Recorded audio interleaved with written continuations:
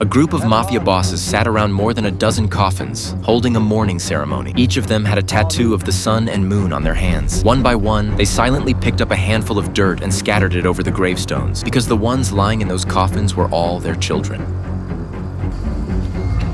Slaughter the man. Not long before, a retired American agent went on a one-man mission to save his daughter, slaughtering an entire human trafficking operation. One of the bosses died the most brutally. 2 metal spikes were driven through his thighs. Then he was electrocuted to death.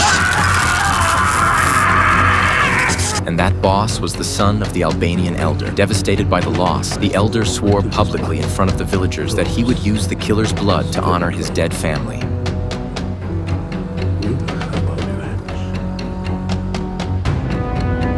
Soon after, they arrived in Paris and found Brian's former colleague, Mike. Back when Brian stormed the trafficker's den pretending to be a cop, he used Mike's deputy chief business card. So the mafia threatened Mike to reveal Brian's location. At first, Mike held his ground. Even after being beaten half to death, he refused to reveal Brian's whereabouts until the gang threatened his family. In the end, Mike caved and handed over Brian's home address and personal information. With this info, the elder led a group of hitmen across the US border, and a brutal wave of revenge was about to begin.